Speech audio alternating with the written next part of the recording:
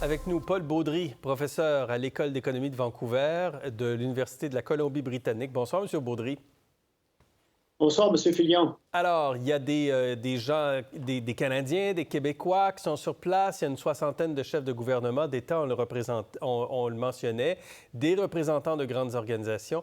Est-ce que ce forum est toujours un rendez-vous incontournable? Bien, c'est un des rendez-vous importants. Je veux dire, c'est un endroit où que les gens peuvent parler, mais c'est quand même pas le seul endroit. C'est pas l'endroit où que beaucoup des décisions finales se prennent, qui sont beaucoup plus au niveau des gouvernements, mais c'est quand même un endroit où que les grands chefs d'État et d'entreprise peuvent se rencontrer pour discuter de certains problèmes. Oui. Quels sont les risques les plus importants? On voit que le président ukrainien est sur place, il a livré un discours. C'est extrêmement tendu encore entre l'Ukraine et la Russie, bien sûr, avec la guerre qui se poursuit. Quels sont les risques géopolitiques qui vous inquiètent le plus en ce moment?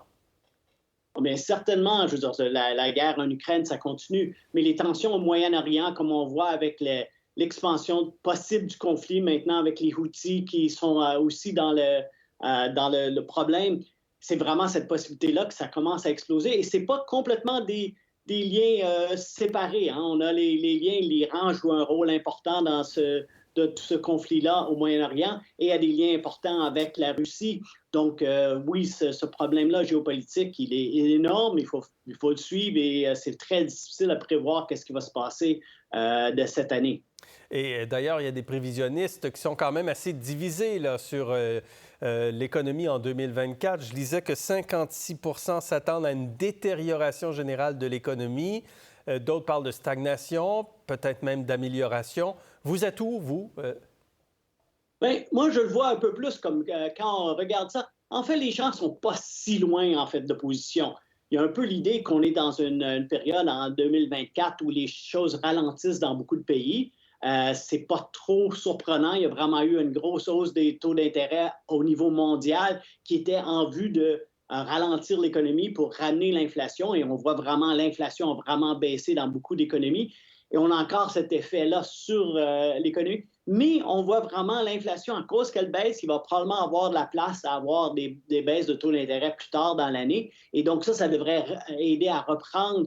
Donc, je dirais que oui, c'est une année plus de stagnation, mais avec un côté un peu plus positif où vers la fin de l'année, ça devrait reprendre et on devrait Ouais. avoir un peu de croissance reprendre de plus grand.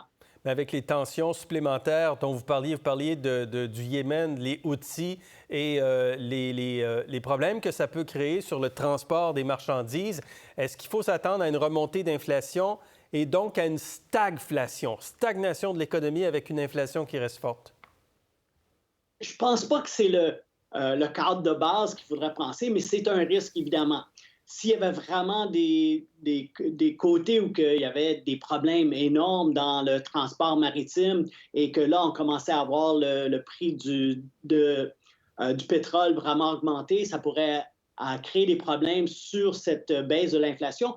Mais en ce moment, c'est pas, je ne dirais pas, c'est la vue de base. La vue de base en ce moment, c'est plutôt cette inflation est en train de se contrôler, est en train de baisser, c'est tranquillement, ça revient plus à la normale et ça va donner de la place aux banques centrales de rebaisser les taux d'intérêt vers la fin de l'année. Mais il y a toujours le risque, comme vous dites, si les Oui. conflits s'agrandissent, peut-être que cet atterrissage en douceur qui est possible n'aura pas lieu à ce moment-là. Près de 70 des économistes interrogés pour l'enquête du Forum économique mondial s'attendent à ce que la fragmentation économique s'accélère. Ça veut dire quoi? Ça veut dire la démondialisation?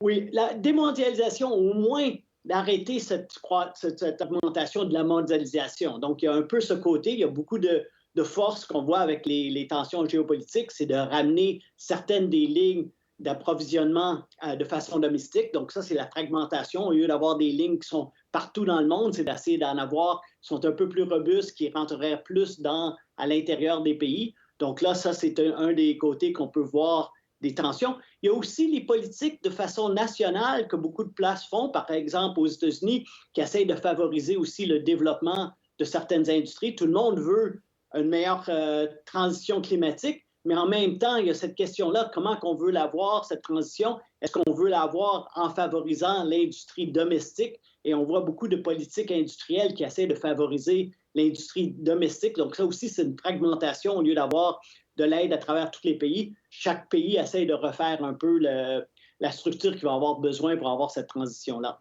À chaque année, puis on l'a mentionné, Oxfam publie un rapport sur les inégalités quand on parle des plus riches qui s'enrichissent davantage et de façon très, très, très importante.